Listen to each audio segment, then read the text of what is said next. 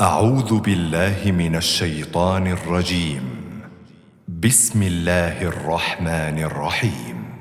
يا أيها الناس كلوا مما في الأرض حلالا طيبا ولا تتبعوا خطوات الشيطان إنه لكم عدو مبين. إنما يأمركم بالسوء والفحشاء وأن تقولوا على الله ما لا تعلمون. وإذا قيل لهم اتبعوا ما أنزل الله قالوا بل نتبع ما ألفينا عليه آباءنا أولو كان آباؤهم لا يعقلون شيئا ولا يهتدون. ومثل الذين كفروا كمثل الذي ينعق بما لا يسمع إلا دعاء ونداء صم بكم عمي فهم لا يعقلون.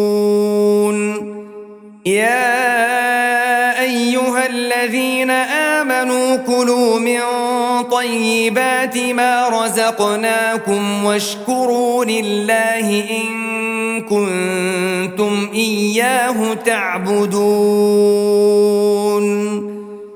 إنما حرم عليكم الميتة والدم ولحم الخنزير وما أهل به لغير الله فمن اضطر غير باغ ولا عاد فلا إثم عليه إن الله غفور رحيم.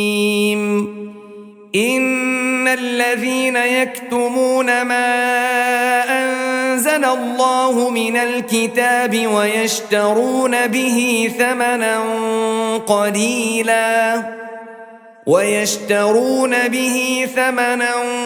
قليلا أولئك ما يأكلون في بطونهم إلا النار ولا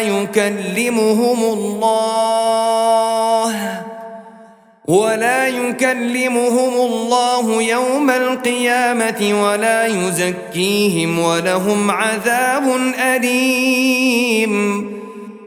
أولئك الذين اشتروا الضلالة بالهدى والعذاب بالمغفرة فما أصبرهم على النار ذلك بأن الله نزل الكتاب بالحق وإن الذين اختلفوا في الكتاب لفي شقاق بعيد. ليس البر أن تولوا وجوهكم قبل المشرق والمغرب ولكن البر من آمن بالله واليوم الآخر والملائكة والكتاب والنبيين وآتى المال على حبه ذوي القربى واليتامى والمساكين وابن السبيل والسائلين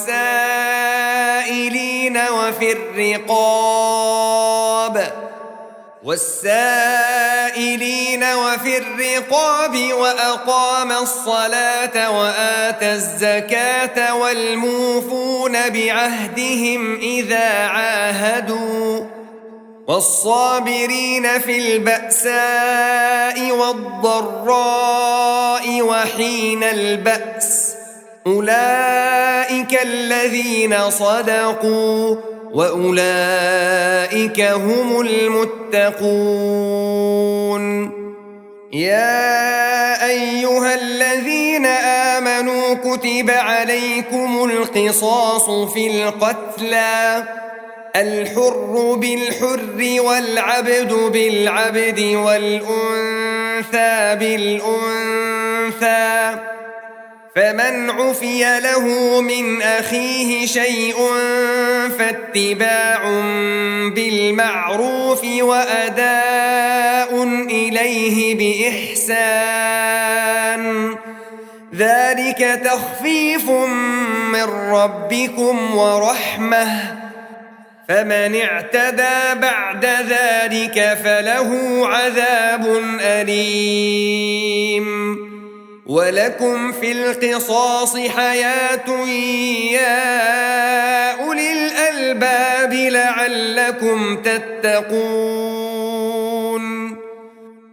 كتب عليكم إذا حضر أحدكم الموت إن ترك خيرا الوصية للوالدين والأقربين بالمعروف حقا على المتقين، فمن بدله بعدما سمعه فإنما إثمه على الذين يبدلونه، إن الله سميع عليم.